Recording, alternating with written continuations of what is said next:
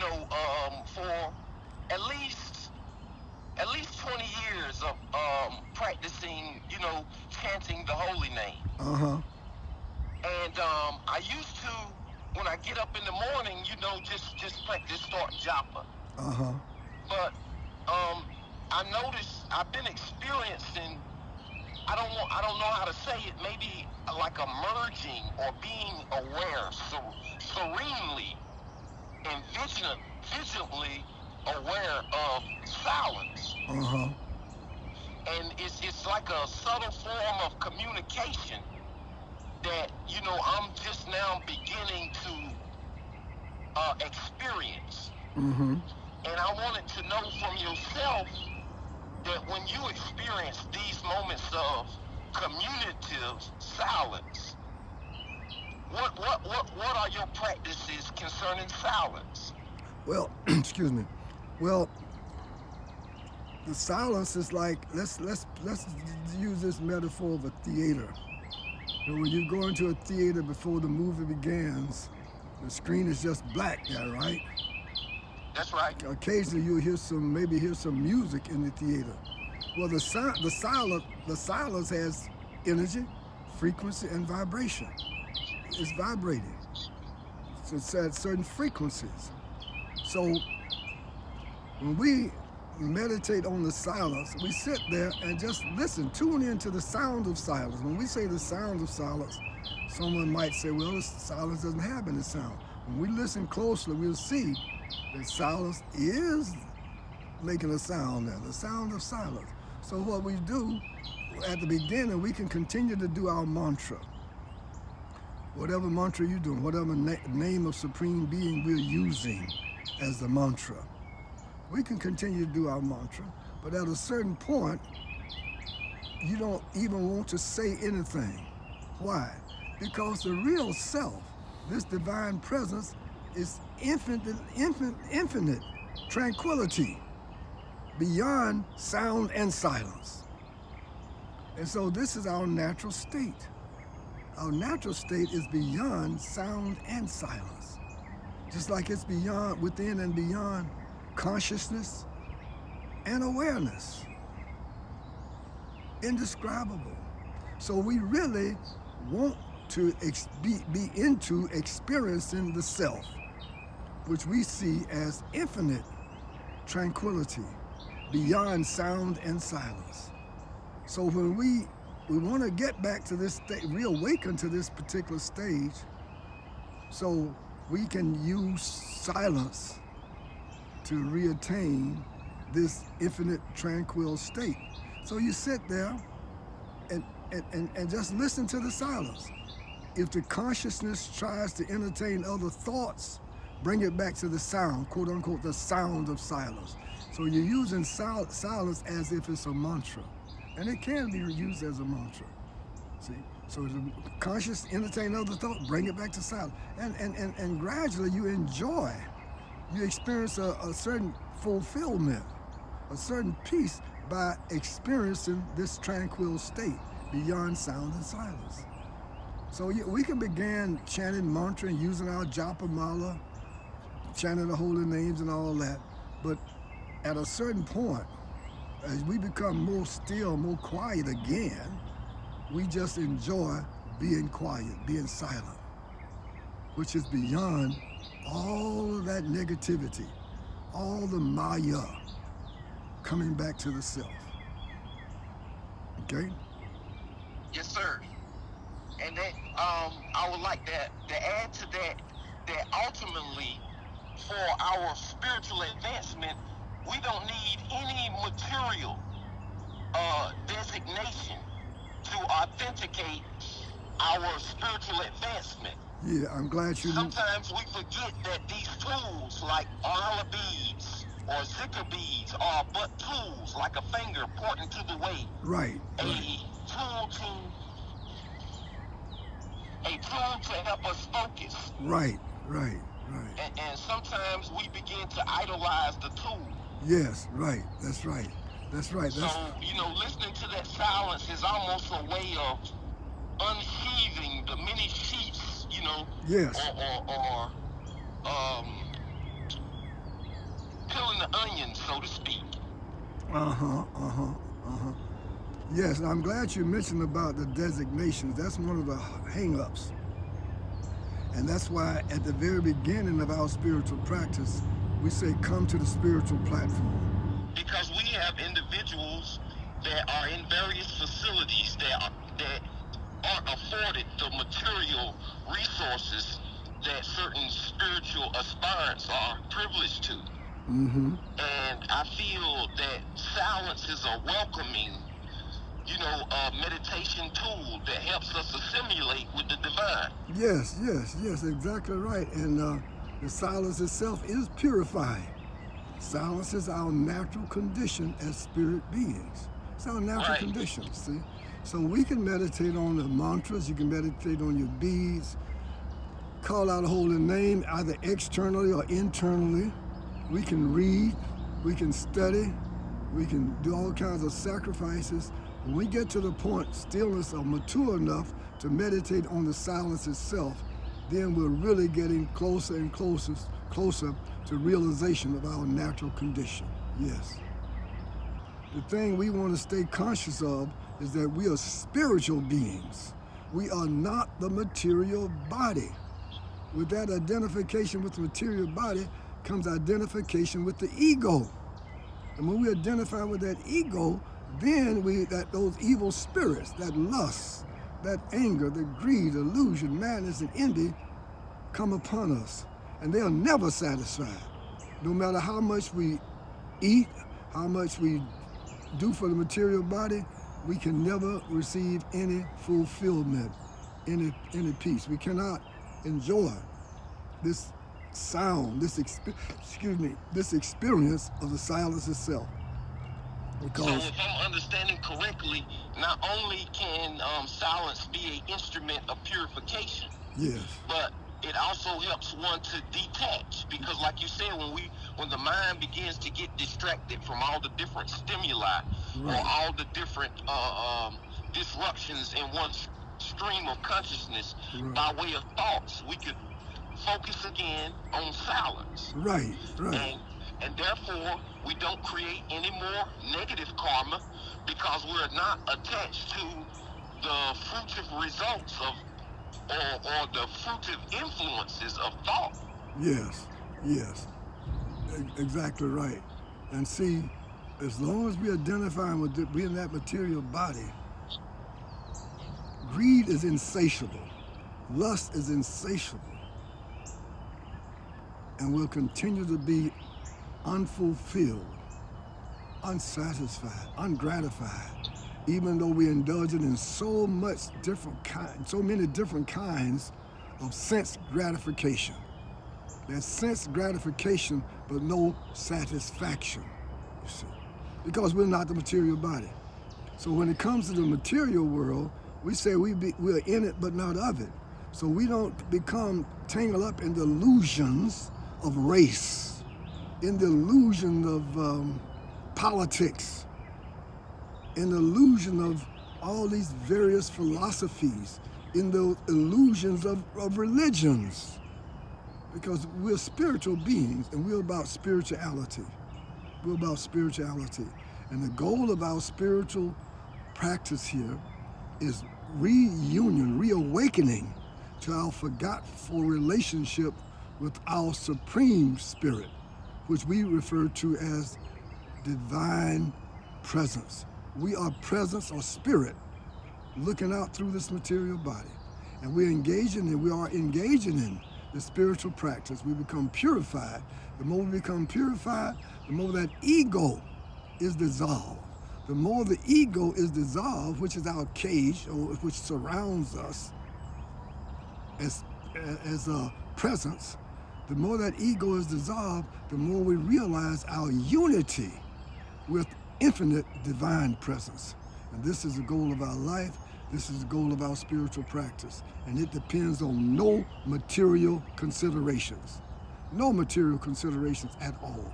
If we happen to be in a nursing home, we can engage in some facet of this spiritual practice. We can meditate. We can pray. We can do some, listen to spiritual practices of the ancients. We can offer everything. We can do everything as service. Every breath we take, breathing in, breathing out, do it as an offering. Everything can be an offering. So that our prayer, our study, our sacrifice, our service, our right association, our meditation can be done minus really if we get to the point where we have no association, we can still practice. What if we lost our sight? We can still engage in some facet of this practice. What if we lost our hearing? We can still do this spiritual practice. So this spiritual practice depends on no material considerations. It's totally sovereign, totally independent of any material consideration. And it can be practiced by anyone, regardless of their class, caste, creed, color, nationality, even particular species of life. I agree entirely. And some, in this quarrelsome age that we find ourselves at, navigating, in that world, so to speak. Yeah, Maya. They make you feel like you need something material to even authenticate your spiritual advancement. So that was a very important teaching about true spiritual advancement is not dependent upon one's material position. Right. Exactly right. And see, it's like... But it depends more on one's transcendental, confidential positioning within divine presence. Yeah, so when we in what we call that Maya, that illusory energy, we actually pull each other back down in it because of those 6 enemies. That lust, anger, greed, illusion, madness, and envy. We pull each other. That's we right. keep each other in that Maya, in that Mara, in that illusion. And so the idea is that the more we are purified, we say that the more we're purified back into the likeness of our Supreme Being, the more we're not just compassionate, we're more empathetic toward all sentient beings. And we understand that, yes, they are suffering as a result of their own karma. But still, if we can help them, we say help ever, hurt never. If we can't help them, don't hurt them, leave them alone, because they're struggling enough in that Maya. And regardless of how much material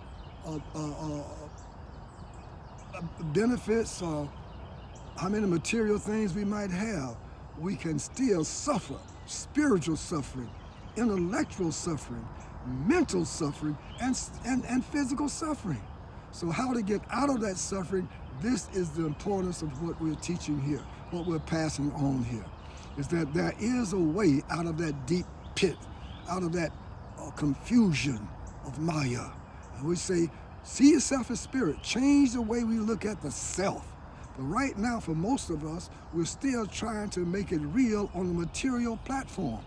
We're thinking that we're a material body because that's the only teaching that we've heard.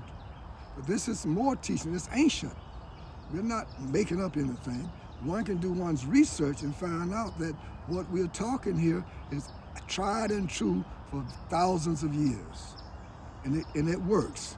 You try it, you'll see it works. You chant the holy names, you can see that chanting the holy name is keeping your consciousness from entertaining other thoughts. When that consciousness is entertaining thoughts, we call it the mind.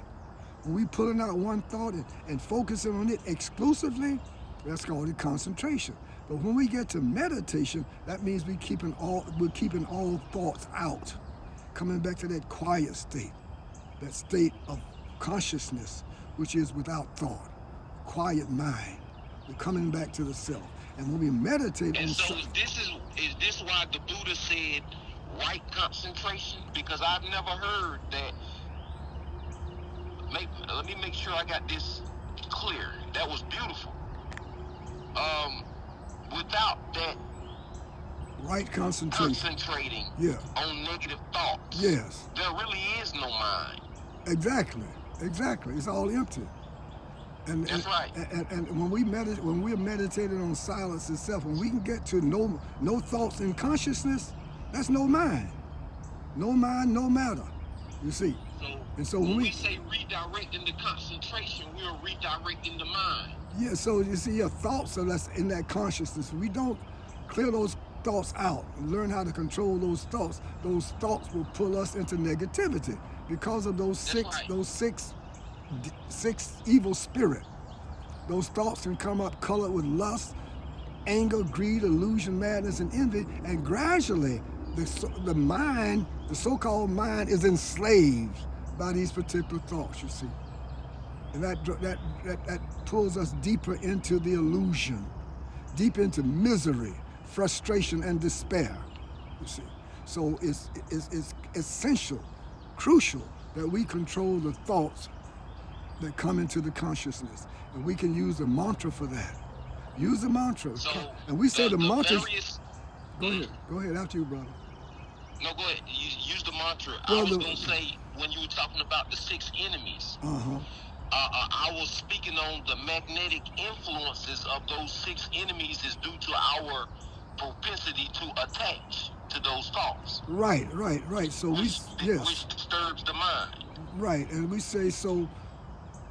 That thought too is temporary, and we say according to our strict definition of existence, to really exist, to be for real, to really exist, there should be no cessation of it. And you see, those thoughts are temporary. Those thoughts are temporary. The lust, anger, greed, all that's temporary. The only reality here is presence, this present moment. And from this present moment, we can see that there is eternal, divine presence here. And we every now and then we can get some experiences of it. And we know that it is our nature. So the goal of this endeavor is reawakening to our forgotten relationship with divine presence.